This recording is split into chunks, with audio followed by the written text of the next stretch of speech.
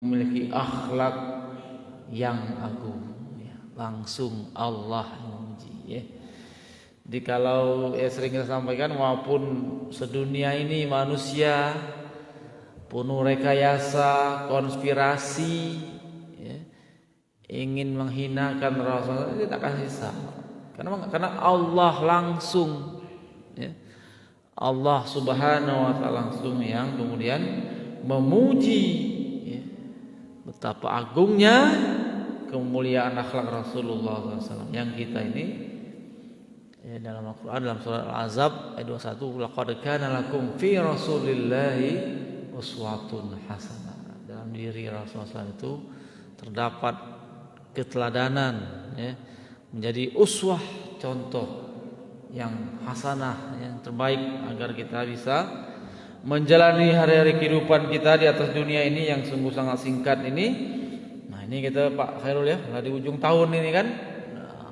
Ada Pak Andi. Di ujung tahun kan 2021. Habis tahun ini ntar lagi. Ya. Tentu layaklah kita senantiasa memperbanyak taubat. Ya. Nah, inilah yang ingin saya sampaikan, ya. Rahasia di balik taubat dan istighfar.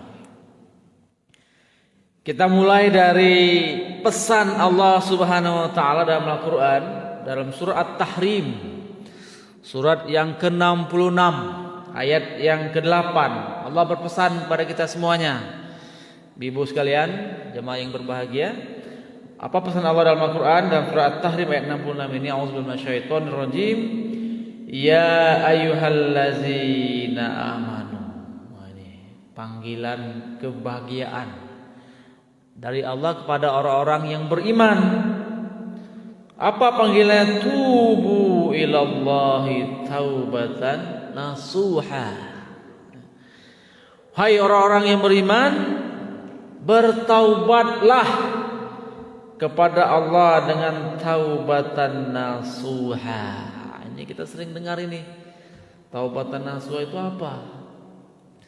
Taubatan yang semurni-murninya. Asa rabbukum ayyakafru ankum sayiatikum wa yadkhilkum jannatin tajri min tahtihal anhar. Jadi dengan taubat yang semurni-murninya itu, taubatan nasuha itu, asa ayyarabus, mudah-mudahan Allah Rabbmu akan menutupi kesalahan-kesalahanmu, memasukkanmu ke dalam jannah, surganya mengalir di bawahnya sungai-sungai. Jadi surat At-Tahrim ayat 8 ini perintah Allah kepada kita, ya, untuk bertaubat dengan semurni-murninya. Dalam surat yang lain, dalam surat Asy-Syura surat ke-42 ayat yang ke-25, Allah Subhanahu wa Ta'ala berpesan, Allah menyatakan, wa huwallazi yaqbalu taubata an ibadati wa ya'fu 'anis sayyiati wa ya'lamu ma taf'alun. Kata Allah Subhanahu wa Ta'ala, dialah Allah yang yaqbalu taubat, yang menerima taubat dari an ibadahi, dari hamba-hambanya, wa ya'fu 'an sayyiati, dan memaafkan kesalahan-kesalahan, ya. Jamaah subuh rahimakumullah, oleh karenanya, ya, patutlah di subuh pagi ini kita banyak merenung, ya, merenung, menghayati, mengoreksi, bermuhasabah, ya. Dalam satu hadis dari Abu Musa Abdullah bin Qais, ini hadis yang diriwayatkan oleh Imam Muslim. Nabi kita Rasulullah SAW bersabda, apa kata Rasulullah SAW? Saya baca Artinya saja, sesungguhnya Allah Ta'ala itu membeberkan tangannya, yaitu rahmatnya di waktu malam untuk menerima taubatnya orang-orang yang berbuat kesalahan. Dan di waktu siang juga membeberkan tangannya untuk menerima taubat orang-orang yang berbuat kesalahan di waktu malam. Demikianlah ini terus menerus sampai terbitnya matahari dari arah barat, Pak. Ya. Yakni di saat hampir tibanya hari kiamat. Karena setelah terjadi itu tidak lagi diterima taubatnya seseorang. Ya. Jadi betapa Allah Subhanahu wa taala di siang hari, di malam hari membuka pintu taubat itu, ya, untuk orang-orang yang berbuat kesalahan, ya. Nah, jamaah yang berbahagia, kita sering mendengar kata taubat. Dalam kaidah atau dalam bahasa, menurut bahasa taubah itu artinya arruju, yaitu kembali. Ya. Kalau secara istilah epistemologisnya, istilah taubat itu kembali dari kondisi yang jauh dari Allah Subhanahu wa taala menuju kedekatan kepada Allah. Atau kata para ulama lain itu pengakuan dosa, penyesalan, dan bertekad untuk sungguh-sungguh berhenti dan tidak akan mengulangi lagi, ya. Tidak akan mengulangi lagi di masa yang akan datang. Ada pertanyaan hadirin yang berbahagia untuk menjadi renungan. Mengapa kita harus bertaubat? Mengapa kita harus bertaubat? Yang pertama, kita ini manusia yang semua kita pasti, Pak, ya, pasti berbuat dosa. Sehingga Rasulullah SAW dalam satu hadisnya dia bersabda, wahai sekalian manusia, kalian semua itu pasti pernah melakukan dosa atau kesalahan, dan sebaik-baik orang yang melakukan dosa atau kesalahan itu adalah orang yang bertaubat, orang-orang yang bertaubat. Yang kedua, alasannya mengapa kita harus bertobat, karena dosa itu menjadi barier, penghalang, Pak, Bu sekalian, ya. Menjadi penghalang antara seorang hamba dengan Allah Subhanahu wa taala.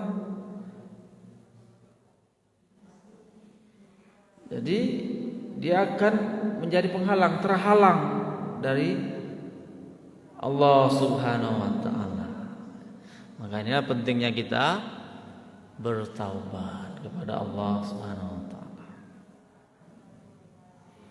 Dan kita sama-sama mengetahui dosa itu, ini yang ketiga. Jadi dosa itu pasti akan membawa kepada kebinasaan, membawa kepada kehancuran, ya. Tinggal nunggu saja waktu itu, Pak, ya, cepat atau lambat, ujungnya adalah kehancuran. Maka bagi kita yang berakal sehat, yang masih diberikan pikiran yang waras, yang sehat ini, maka pasti kita akan bersegera, fafirru ilallah, akan bersegera untuk berlari menuju Allah Subhanahu wa taala, mendekat kepada Allah Subhanahu wa taala. Ini ayat yang populer, yang sering dan akrab kita dengarkan. Pesan Allah kan dalam Al-Qur'an surah Ar-Rum ayat 30, ya. Zaharul fasad fil barri wal bahri ma kasabat aydin nas. Telah tampak kerusakan di muka bumi ini, baik di daratan, di lautan. Mengapa? Karena akibat ulah kesalahan tangan-tangan manusia itu. Jadi Allah akan timpakan kepada mereka, ya. Agar apa? Agar mereka kembali. Nah ini ya, kembali kepada Allah Subhanahu wa taala. Masuk juga dalam surat As-Sajdah itu, wala nuziqannahum minal azabil adna dunal azabil akbar la'allahum yarji'un, agar mereka kembali kepada Allah Subhanahu. Jadi Allah menimpakan azab bil adna dunal azabil akbari, azab di dunia ini sebelum nanti azab yang akbar, yang sangat menakutkan, itu nanti di hari akhirat.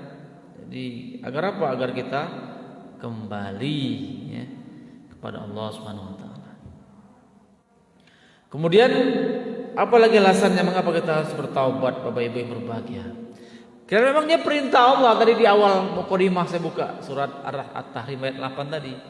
Ya ayyuhallazina amanu tubu ilallahi taubatan, perintah, wahai orang-orang yang beriman, orang-orang yang masih punya iman, dipanggil oleh Allah agar apa? Tubu ilallah, ya. Jadi Allah memerintahkan kita untuk bertaubat. Dalam surat An-Nur juga ayat 31, ya. Surat Hud ayat 3, banyak sekali. Kemudian dalam surat Al-Baqarah ayat 222 juga demikian, ya. Allah perintahkan. Nah, di sini, ya, dalam surat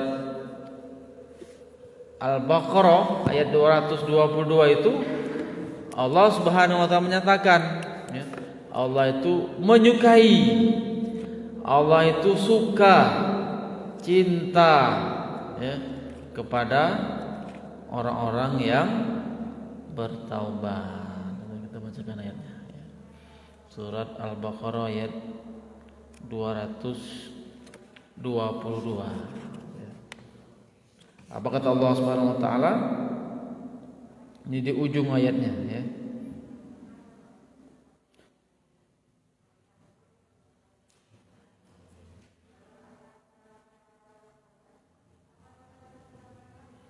Kata Allah Subhanahu wa taala, innallaha yuhibbut tawwabina wa yuhibbul mutatahhirin. Jadi Allah Subhanahu wa taala menyatakan, sesungguhnya Allah mencintai orang-orang yang bertaubat dan mencintai orang-orang yang mensucikan diri. Artinya apa? Jadi kita yang banyak dosa ini, ya, kemudian bertaubat kepada Allah untuk meninggalkan segala perkara-perkara yang menjerumuskan kita itu, dan ketika itulah Allah nyatakan orang-orang yang demikianlah orang-orang yang dicintai Allah, ya, yang kemudian akan mendapatkan kecintaan Allah Subhanahu wa taala. Nah itu. Kemudian jamaah subuh rahimakumullah, alasan yang lainnya memang karena Rasulullah SAW, ya, kekasih Allah ini senantiasa bertaubat kepada Allah. Padahal kita ketahui Rasulullah seorang nabi, seorang rasul yang maksum, yang terjaga dari dosa, tetapi Rasulullah SAW senantiasa bertaubat, memohon ampunan kepada Allah Subhanahu wa taala. Jadi itu, ya, secara makna tentang taubat. Bapak Ibu yang berbahagia, kemudian kita lanjutkan tentang apa saja sebenarnya, ya, menurut para ulama, yaitu syarat-syarat taubat itu. Nah, ini kita jadi dua hubungannya. Yang pertama hubungan kita dengan Allah Subhanahu wa taala.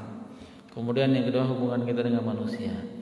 Terkait dengan dosa, ya, kesalahan yang berhubungan dengan Allah Subhanahu wa taala, kata para ulama ada empat kriterianya yang harus kita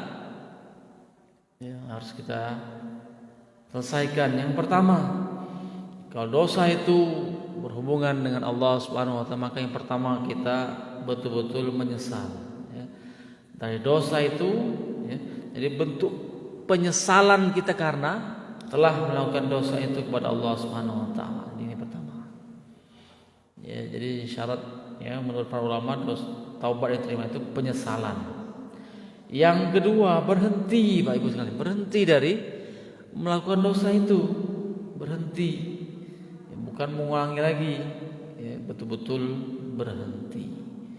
Yang ketiga, ya, yaitu, wah ini banyak azam, tekad, ya, tekad untuk tidak mengulangi lagi di masa yang akan datang.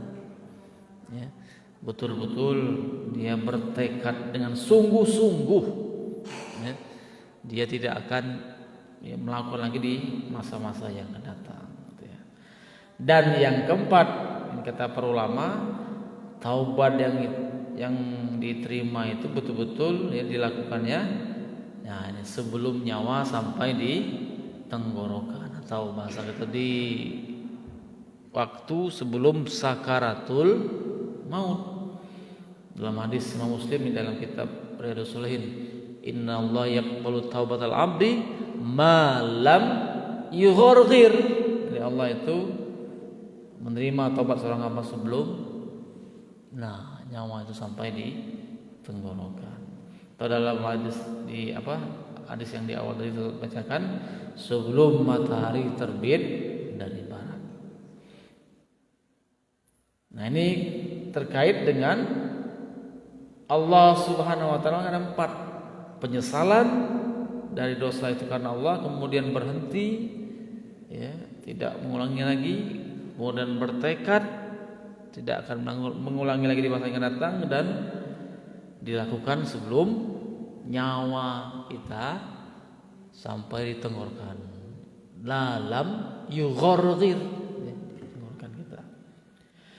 Kemudian Bapak Ibu hadirin yang berbahagia, kalau dia terkait dengan dosa berhubungan langsung dengan hak-hak kemanusiaan sama manusia, di 4 syarat tadi sebelumnya ditambah lagi, kalau dia utang piutang dilunasi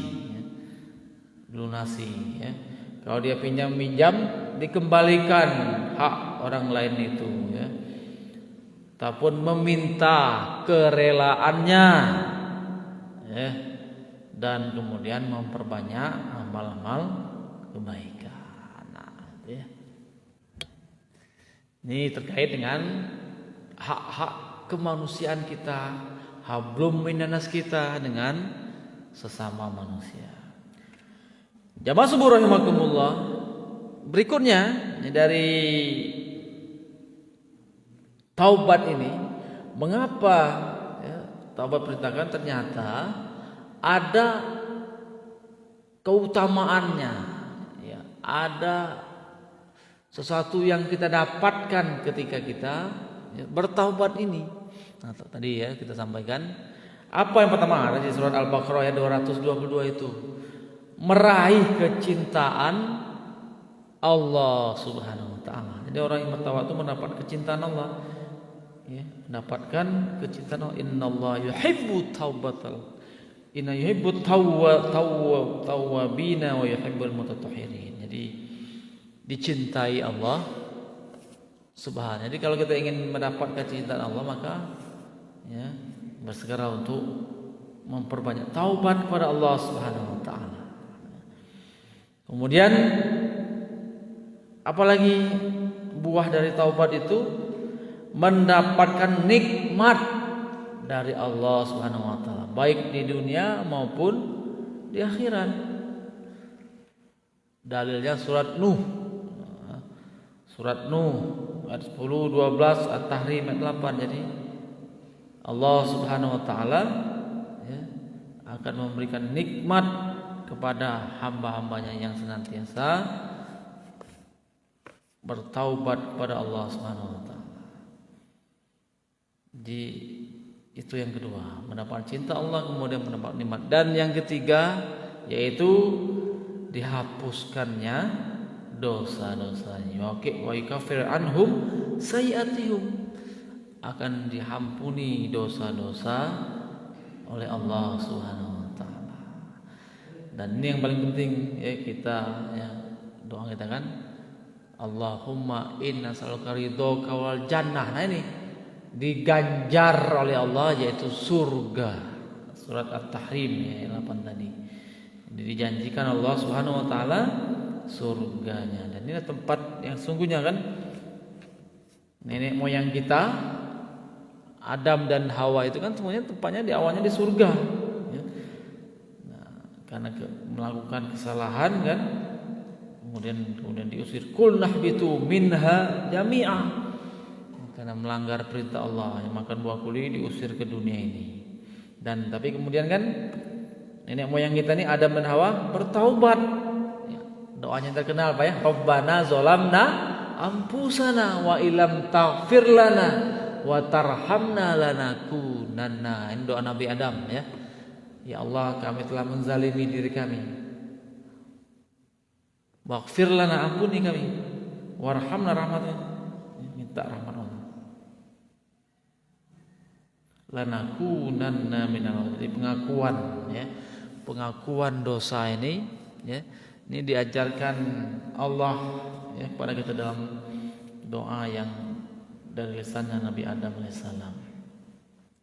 Jamaah subuh rahimakumullah. Jadi ternyata ya, dosa itu ya, kalaupun dia dosa kecil itu bisa menjadi besar di sisi Allah Subhanahu wa taala jika ini kata para ulama ya, ketika dia dilakukan terus-menerus. Ya. Nah, ini pentingnya kita ya, bertaubat itu. Jadi kalau dosa baik dia kecil tapi dilakukan terus-menerus ya, maka dia akan menjadi besar. Nah, kita ambil ada hadis dari Rasulullah SAW ini yang diriwayatkan oleh Imam Bukhari Muslim dari Abdullah bin Mas'ud radhiyallahu anhu, dia berkata, seorang mukmin, jadi mukmin itu memandang dosanya bagaikan gunung yang akan runtuh. Gunung yang akan runtuh menimpa dirinya. Nah, ini ya. Di mukmin itu memandang dosanya bagai gunung yang akan menimpa dirinya. Sedangkan pendosa, orang-orang yang bergelimang dosa itu menganggap dosanya itu seperti seekor lalat yang ya, hinggap di hidung ini, Pak.